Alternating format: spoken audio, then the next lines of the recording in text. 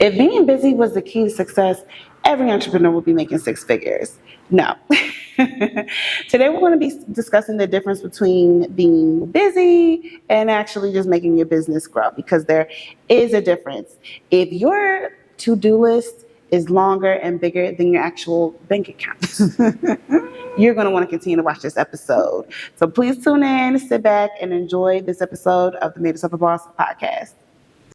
And break my soul. You won't break my soul. You won't break my soul. I'm telling everybody. Hi, welcome back to the MadeHerselfABoss podcast. Before you do anything, make sure that you sit back, subscribe, like if you like what you're hearing on this. Yes. My name is Bree. This is my beautiful business partner, Shy, Team MadeHerselfABoss. And again, we're here to discuss the methods and mindsets of making money in your business. So let's talk about this. What is fake productivity versus business growth? Because why do we think that if we're just busy and our calendar is full and we're just moving and shaking, that automatically equates to business growth, when in actuality it doesn't? There are lots of people who are like, they're not chilling, but they're calm, they're content, things are taken care of, and things are thriving. Yeah. So why are we convinced that like just the first one?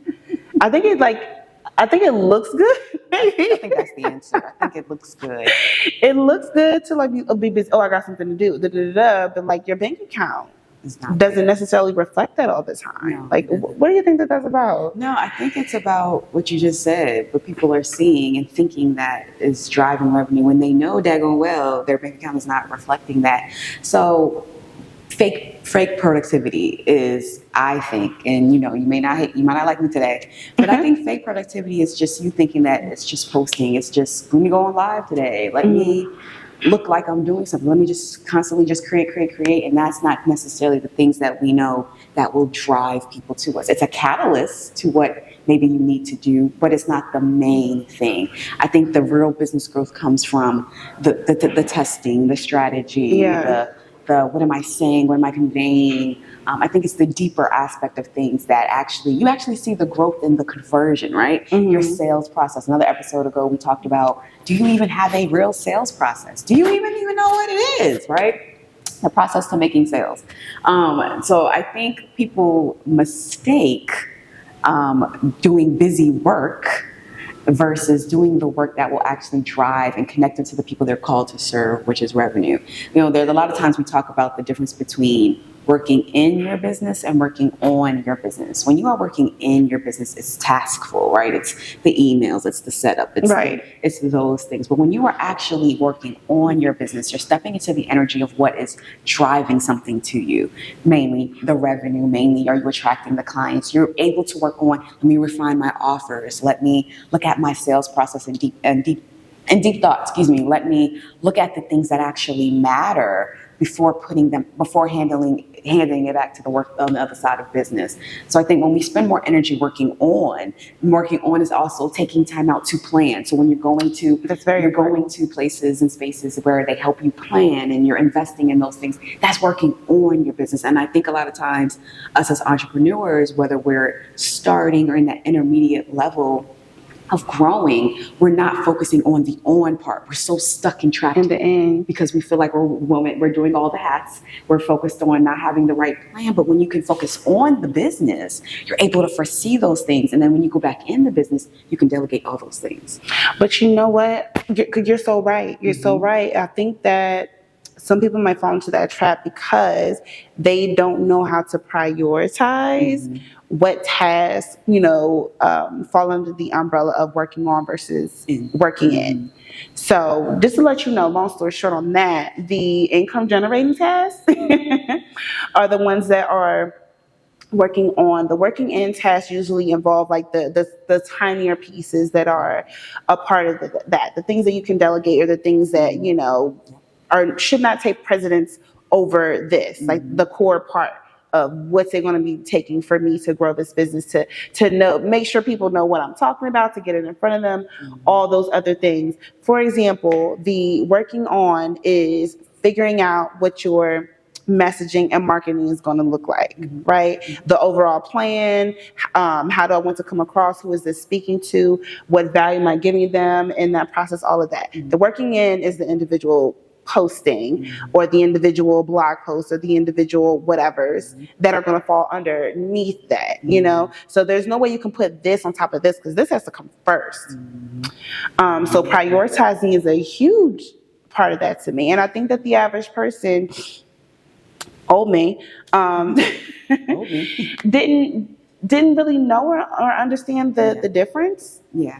Or found that maybe one task may be easier to access than the other. Yeah. And you know, it is one of those things where you have to push through and it will create such a clarity for you that anxiety, I think anxiety comes into it too. We know the entrepreneurial thing where this is your baby, this is your life, especially if you're full-time. Some of you part-time, but those of you who are full-time with it, like it's affecting your whole day, your mood, your everything, right?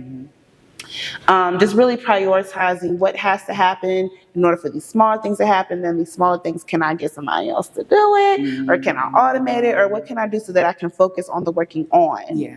And not so much on the working in. Yeah. It's so key. Especially when you're talking about the income generating tasks, picking up the phone and calling prospects or having those decision calls and having those things. Those are the things that you can do that are driving. And like you said, that the overall plan of making it happen and backing into the number, that's working on. So you know exactly what it takes for you to do the other part. The whole sales process. Okay, I got a group of people. Where are these group of people going to gather so I can speak to them and then make them an offer? Like, how does that even look like? So I think spending time on that energy of on before the end will definitely help you grow your business. And it's a lot of times people don't, that's the growth versus the busyness of the work.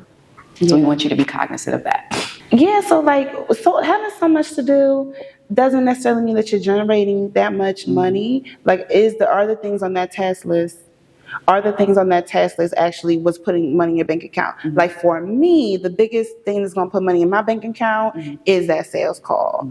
Is once they fill out, like, okay, I'm interested, I want to work with her, but I want to learn more, or we're about to talk about how we can customize the experience because I do like to do that. Am I going to bomb this call?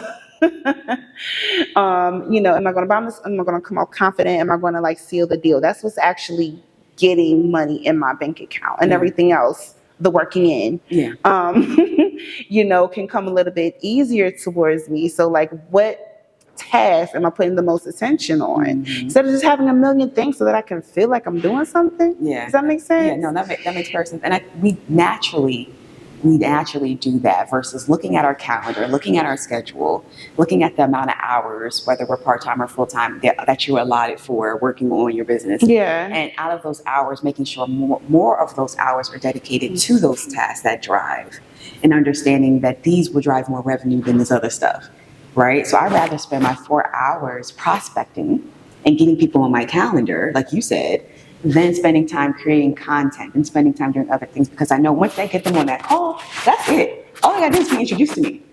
I got it. Everything else we got, right? And that's that confidence that closes sales, right? So focusing on the tasks that actually generate. So you look at your schedule, you look at the lineup that you made for yourself, and look at each line. Is this going to generate revenue for me? Is this going to lead to generate revenue? Is this a must that I need to do? Look at the amount of hours you allotted for yourself, right? And see how much time do I need to focus on this? We always like to say 60 to 90 minutes a day for business development or income generating tasks, as we just talked about. But look at the full schedule and how many hours do you spend on busyness, things that really are not, that doesn't matter? Or are you spending on things on time that actually will drive more people to you? Are you pitching yourself to be in front of more people? Are you on those calls? Are you getting people booked on your calendar? What are you doing? Are you driving traffic to nurture more people, right? So I think if you look at your list and your time allotted and see where the focus and the time is going, then you'll start realizing, oh my God, I'm doing more busy work than I am. This is why my bank account ain't reflecting. Right, doing more than what's necessary. So like using Shai's example, she does dedicate like a certain amount of hours per day. If you really ask yourself, in this 4 hours today, what can I do that's going to put some money in the account by the end of the day? If you make it cut and dry just like that, I bet you will cut so many unnecessary things off of that list, right? You know, I know by the end of the day, I got to talk to somebody. I got to get on the call. I got to get them in whatever to where an invoice can be sent out and an invoice can be paid. Yeah. I mean, just put yourself in that mindset. It's not that simple, but that's how we want you to start thinking about the priority of those tasks. If you have a bunch of stuff on there that would not result in some money by the end of the day, those things could be outsourced and/or taken off, depending on what it is, honestly. Right. Yeah, that's true. That is so true. So we hope that you are understanding the difference between fake productivity and growth activities that actually will take time to grow your business. Look, we got a lot more. We'll be right back after this commercial break. Stay tuned. Ready to grow your business without the grind? Visit growthwithoutgrind.com, the go-to resource for women entrepreneurs. From digital products and exclusive events to practical freebies and must-have tools, we have everything to help you grow no matter your stage in business. Say goodbye to burnout and hello to growth. Find what you need at growthwithoutgrind.com. All right, ladies, welcome back to the MadeHerselfABoss podcast, all about mastering methods and mindsets to making more money in your business. In this particular episode, it's all about making sure you are mastering all of the methods by doing so. We want to make sure that you're understanding how to prioritize tasks that make sense and not income or not tasks that are just low vibrational. Well, low vibration. But that should be lower on the totem pole. Yeah. And what are some of the tasks that you think that entrepreneurs shouldn't solely be focused on? Should solely be focused on? Not solely focused. Oh, not solely focused on? They should not solely be focused on just posting. They should not solely be focused on like just checking emails. They should not solely be focused on DMs and, you know, just like the small stuff, like the cherry on the top stuff to me. You know, like checking emails is great, like for follow-up purposes. But is that bringing you the main money? Like, is that getting you in front of new people? You know, they're not the initial steps that I feel like should be focused on. So what are the things that you feel like we should be focused more on than those, like you said, the content creation, the administrative tasks, the posting, that stuff? Well, 80% of our time, to keep it real, 80% of our time should be on marketing and messaging. So like, what are you saying? How are you saying it to them? Your systems, and this is not in any particular order, but just it should be on one of these three things. That your systems and your automation. So like once you figure out how you're going to execute all this, what can you do to essentially buy your time back? What are your systems so that if something, to make sure that everything's falling in line, that if it falls out of line, what are you doing? So just like making sure that is established. I don't know, like what would you say that the third thing is? I think that lead generation, marketing and lead generation, just as important as messaging, because you need the messaging to make that make sense. But I think lead generation is extremely important because then it goes to the sales calls, people being booked on your calendar, the conversations that you're having that leads to conversion, right? So I think a lot of that time, 80%, should be focused on lead generation, the marketing, like you said, the systems and the scheduling, because once the leads come in, you're going to need the systems to follow them through, and then the follow-up that will go behind that. So I think those things are the time where your time should mostly be spent, less of the posting, the administrative tasks, things that you can get an intern or Fiverr someone or ask somebody that they can do for you, where you're focusing your time and effort on there. I think prioritizing that, you will start to see a shift in your business, and more importantly, a shift in the revenue that's coming into the business. That's good. So I think that we've given the audience a good idea of what they shouldn't be spending so much time on, and some things that they should definitely be spending more time on. I think, and that creates structure, right? We talked about winging it. You shouldn't just be winging it for the sake of winging it. It creates a structure in your business where you are now acting and being a CEO, right? I think structure planning helps you fine-tune and simplify things for yourself so that you can multiply everything else you want in your business. And if you don't have structure, you don't have you're a little bit everywhere. You're in this shiny syndrome. Shiny object syndrome. I'm trying to think of a whole name, y'all. You are in that, and versus having a structure that works for you, and you're prioritizing the things that make sense, especially if your time is limited. To my part-time girls, Your time is not as vast as you may want it to be. So you really have to be intentional on the time, which goes into time blocking. Mm-hmm. How do you utilize in your schedule? Time blocking is that key, girl. Time blocking makes sure that things are dedicated. It keeps your day intentional. Yeah. And make sure that there is adequate time for what you need to work on, and that there are hard starts and hard stops so that you can move on to the next thing. If you didn't get it finished, that's fine, because now you can time block it for another day. But it ensures that your day is moving forward. It ensures that these tasks are being addressed, and that your day is moving forward. And I think so many people struggle. I'm gonna stop just saying that I'm that person or that I have been that person, right?